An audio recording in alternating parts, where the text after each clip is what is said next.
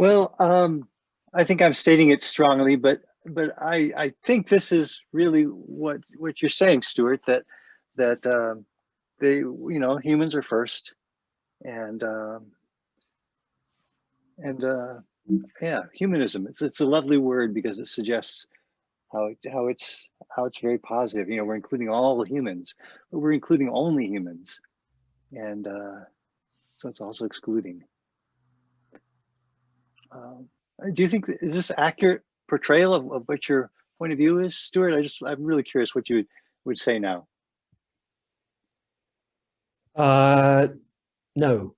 There's a section right after I talk about the three principles, and I say here are some of the things I'm not saying, and here are some things I want, objections I want to get out of the way.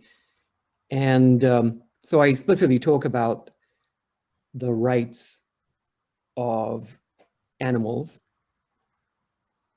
And so here is footnote 7 from that chapter, right? One might propose that the machine should include terms for animals as well as humans in its own objective function. If these terms have weights that correspond to how much people care about animals, then the end result will be the same as if the machine cares about animals only through caring about humans who care about animals. And giving each living animal equal weight in the machine's objective function would certainly be catastrophic. For example, we are outnumbered 50,000 to 1 by Antarctic krill and 1 billion trillion to 1 by bacteria.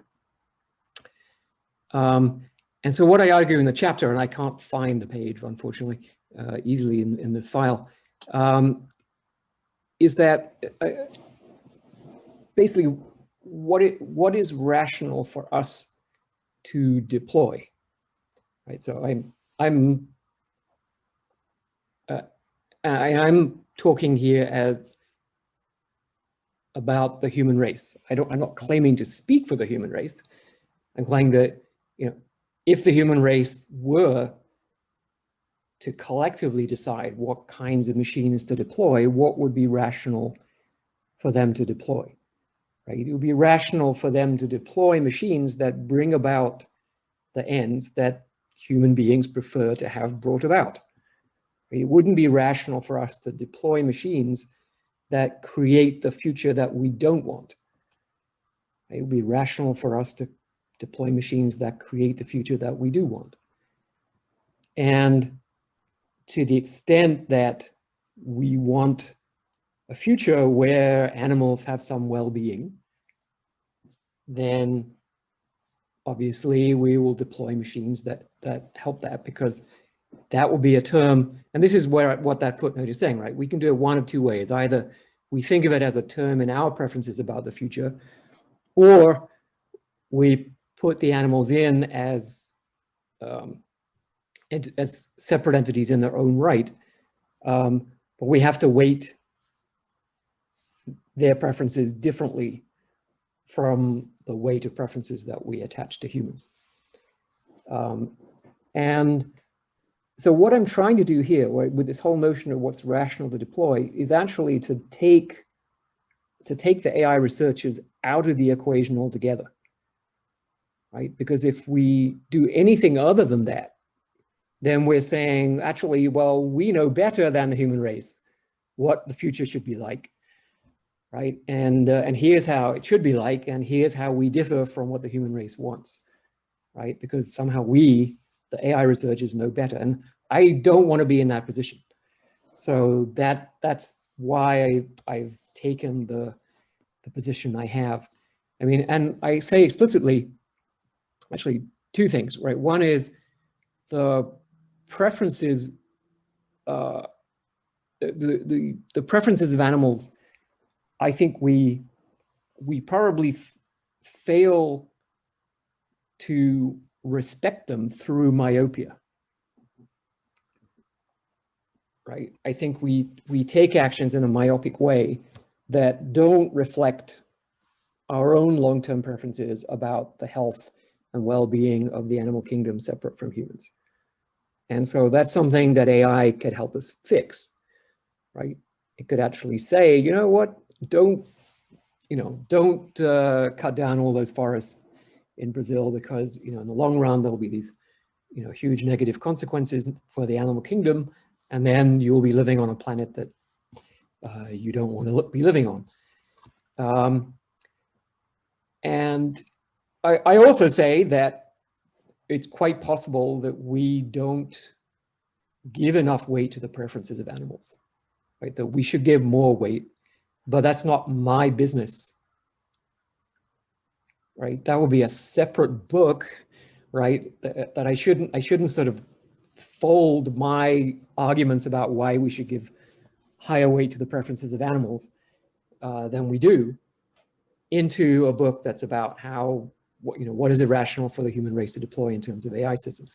I could write a separate book, but other people like Peter Singer have written very eloquent books about how we should pay much more attention to the preferences of animals. And I actually think that there is, I think there is a good argument for sentient creatures having weight in our preferences. Weight in our preferences, you said. Yeah. But what about their preferences? So, right. So that's that's what the footnote is about, right? You could do it either way. And I think there's a place where you explicitly say in your book that, an AI agent had some goals or feels some pain, and you say that just doesn't matter at all. It's not. No, I didn't. We may not like it, or we may like it, but the fact that they would be unhappy doesn't matter. Their goals are on. Well, I don't guess I don't.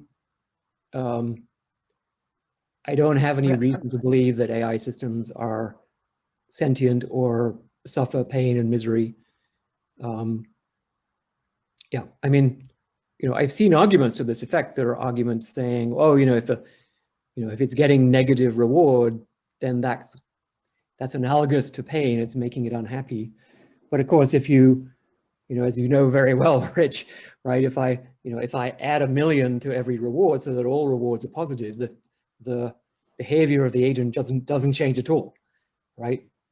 So the sign of rewards in reinforcement learning has no bearing or correlation. So I think that it's not logically impossible that machines could be sentient. Maybe my laptop is sentient right now, but I have absolutely no basis for that belief. And until we have such a theory, I don't see how we can really make policy on the basis that, yeah, these machines might be sentient. So Stuart, you're agreeing with me. You're agreeing me. My presentation of your point of view was that we don't worry about the goals of the other systems, unless we care about them. Then we care about them.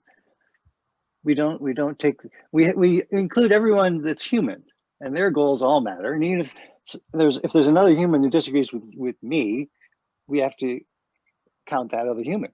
But if there's an AI agent who's maybe quite sophisticated, we don't have to worry. We don't have to take its goals into consideration in terms of moral worth and value. Yep, that's your point of view, and that's what's distinctive about it. That's what's very clear about it. I don't think that's distinctive. I think there are very few AI researchers who believe that the systems we're building have moral status in their own right.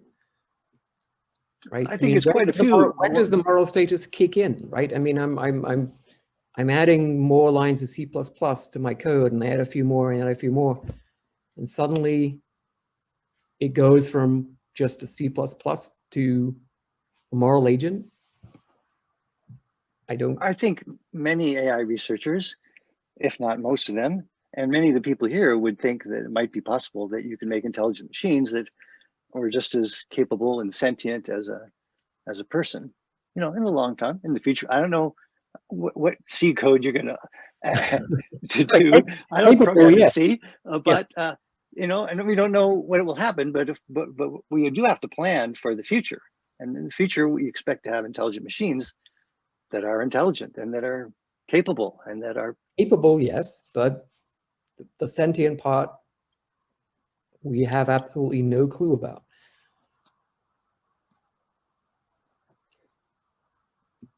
okay. So you're going to think that we don't have to worry about there becoming powerful AIs that are worthy of our respect.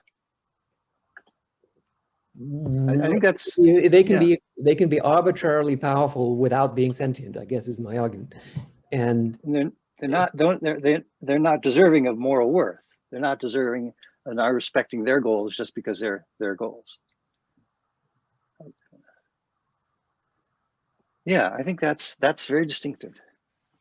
Okay, I mean, we could run a poll of AI researchers, but I think we'd find that most people agree with the view that they are just machines. And I've not seen anyone who could give evidence that they aren't just machines. We wouldn't expect to, would we? Since we're talking about the future, not talking about the present. Okay, or even hypothetical, right? There's just no there's no basis for, at the moment, for a belief that a machine is having first-person sentient experience and suffering.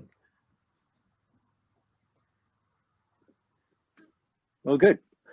We've made our views clear. That's good. Perfect. Thank you. Thank you, Stuart. Sorry for being adversarial.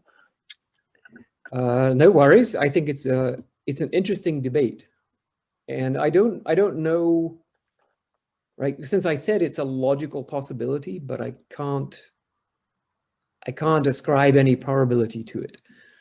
Right? So it's a difficult thing to make policy decisions about, since it's it's almost like making policy decisions about what might be happening in a parallel universe to ours. Let me thank you both for that. That was a real treat for all of us, because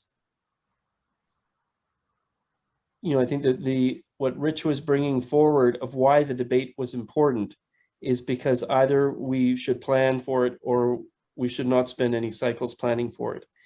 And so in other words, Rich was making the argument that if you thought this was a possibility, then there was a good logic for including that in our planning, along with the other things that are viewed as first order concerns to plan for raised by this book.